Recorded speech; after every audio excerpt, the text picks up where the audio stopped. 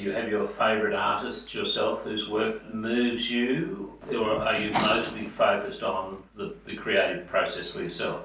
A lot of artists, I do admire their work, but the way I look at it, it's what they've done, it's been done, and my job is to mind things. That's how I approach it. Yeah. So I haven't got any. Nobody has influenced me. People said, somebody go and look at that and it will inspire you. No, that's for me. That's, sorry to say so, crap talk. Yeah, you are either do it or not. You're a very curious person. Mm-hmm. Overall. Mm-hmm. What sorts of things are you curious about? Spirituality is the key thing. It's one of the biggest reasons I try to understand it. Why am I the way I am? Okay? And it all starts back from my childhood. My grandparents were one of the richest people in Hungary. My mother was the oldest daughter. My grandmother gave her to the church to become a nun. She had a hanky-panky with a Jewish man in the rose bushes or somewhere, and then I turned up. And of course I was unwanted, and my grandmother gave me away to somewhere and took my mother 2 years to find me. When my mother found me, she checked out with a Frenchman who was in the French resistance.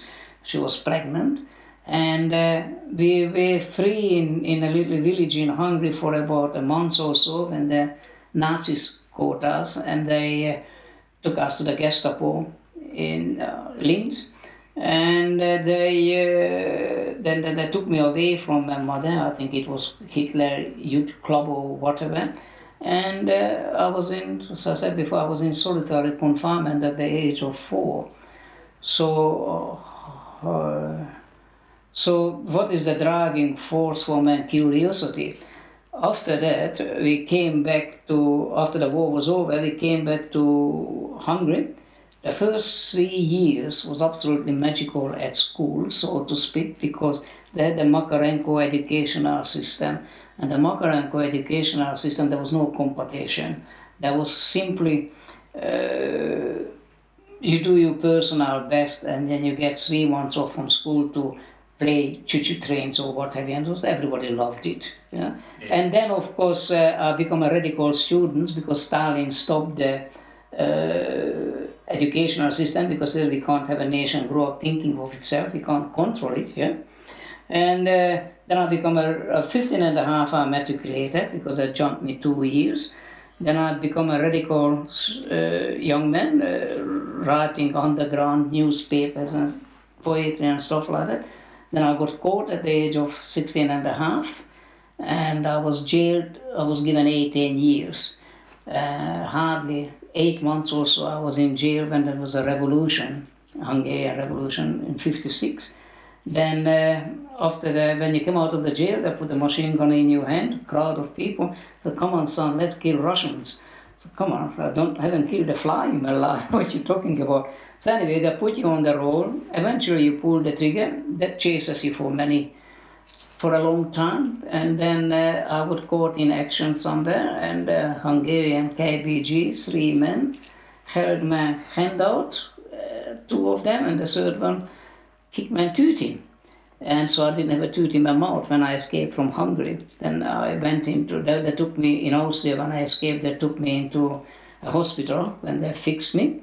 And then a priest approached me there and asked me, told him my story and what have you, and he took me under his wing, and then he recommended I join the Benedictine monks, which I did, but I lasted only 3 months. It was from one prison to another.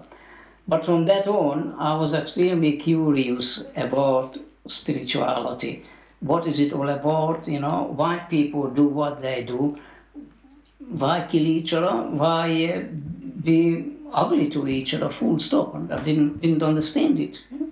And so then I came to Australia because the Australian salesperson I was the best with his glossy magazine. I had choice of 14 countries I could have gone. And but that gentleman said, "Come to Australia, son, sign a 2-year contract to work, and then you can become an Australian citizen if you want to, and we build a new country together. I thought it was only him, an Aborigine, and me. So anyway, I came to Australia and done me 2 years, and immediately when 2 years was up, I was sort of homeless, so to speak. 2 years was up, I started to get my nationalization in 1960, and I traveled until I was 32. So I lived in Buddhist temples. I never became a Buddhist, I just lived in Buddhist temples. The first Buddhist temple I lived for 8 months, it was in Singapore on Silok Road. When I went in there, I was a hippie on denial. When I went in there, you know, the hippies were everywhere. So I thought that was a bit sort of ugly. So I went to see the Roshi, the most precious one, and I asked him if I can do anything, something for my staying here. Yeah? And he was very pleased about my question, and he said, yes, if you serve a meal out us a day, you can stay as long as you want. We give you a monk's room. Yeah? So I was given a solitary monk's room, and I was there for 8 months. Had brilliant talkings with him because I was free to ask questions. I wasn't a monk. I didn't intend to become part of any institutionalized things whatsoever. I'm frightened from it still today. So one day I asked him, how about Jesus Christ? And he pretended to be a hippie. And he talked like a hippie. He said, hey man, is Jesus Christ your man? Jesus Christ your man? And he turned into that belly laughter. And I was 21, I think. I didn't know if I was allowed to laugh or not, but eventually I cracked up, I couldn't. And after that I said, but really, what do you think of him? He said, well, we call him Buddha. Buddha means an awakened person. And he said, we call him Buddha. Listen to him. I do. Oops. You know, so that was strange. And then I saw the awakening of how we destroyed religion and distorted it so that people can have power over each other and all that sort of ugly thing. A beautiful man so brutally killed, and we're still killing him like Jesus. It's a painful thing, yeah?